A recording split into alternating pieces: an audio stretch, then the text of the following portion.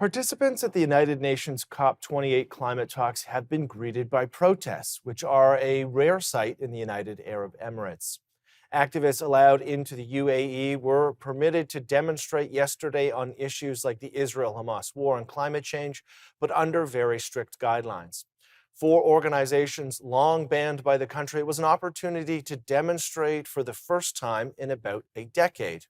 Joining us now from Dubai to give us some insight on COP28 is Fred Roeder, Managing Director of the Consumer Choice Center. Fred, thank you very much for sitting down with us. Hello, David. So you've attended the event. What are some of the big issues that have been discussed so far? There are probably three major themes at this year's COP. One is how to get energy production to a sustainable but also globally affordable way. Another one is the food wars. Are cows evil? Should we stop eating meat? Or are they actually a way to solve malnutrition across the world? Mm-hmm. And the third one, especially in an aviation hub such as Dubai, a big topic is what is the future of aviation? What alternatives to kerosene are there, such as sustainable aviation fuels?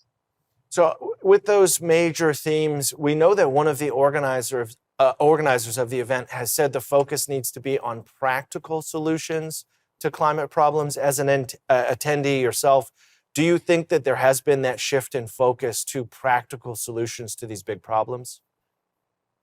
It definitely feels much more like a collaborative and pragmatic COP compared to the previous years. One could just see that 22 countries, among them Canada, signed a pledge to triple global nuclear power output by 2050, which is a very different narrative than in the past, where it was predominantly about solar cells and windmills. And now it's actually about, okay, how can we really create electricity and energy for billions of people and make it affordable? And this nuclear pledge from these 22 countries, and hopefully more will join, is very good news and a very different narrative, much more pragmatic, much more forward-looking, how to really tackle big problems and issues we have in the world.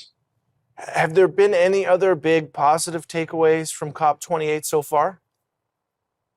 It seems that technology neutrality and much more pragmatic approaches in general are becoming again the mainstream, while the climate debate in the previous 10 to 15 years was very ideological, usually rich activists from rich countries and rich nations such as Germany setting the agenda and saying we need to use less energy, we need to eat less, we need to spend more money on energy but get less out of it. Now it seems this global cost of living crisis and also more empowered emerging markets have taken the lead to really look at affordable solutions to climate change. And that's good news for consumers across the world.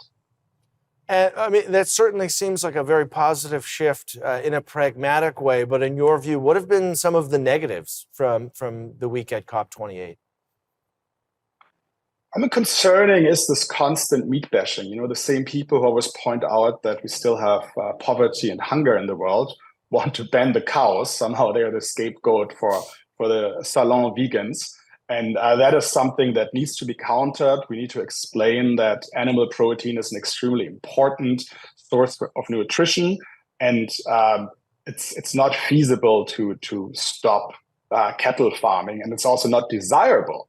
And these are some debates we still need to have and lead, and then hopefully sanity and pragmatism settles in, such as in the debate around nuclear power. I'm German, and my home country just stopped all nuclear power plants and started demolishing them, while 22 leading nations agree to triple global nuclear power output.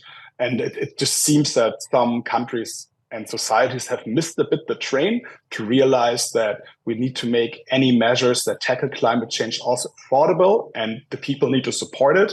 Otherwise, you start getting very challenging election results, and something you can see with radical populist parties getting support in so-called climate leaders such as Germany or the Netherlands. And some have been critical that the UAE was hosting, given that they're a significant producer of oil. What's been the impression on the ground locally about COP28 being in Dubai?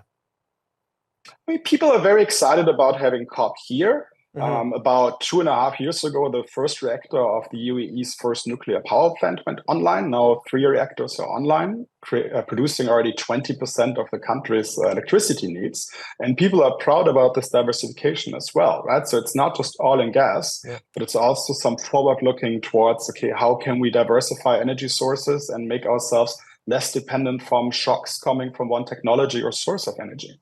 Thank you very much for your time today, Fred. Very much appreciated. Thank you.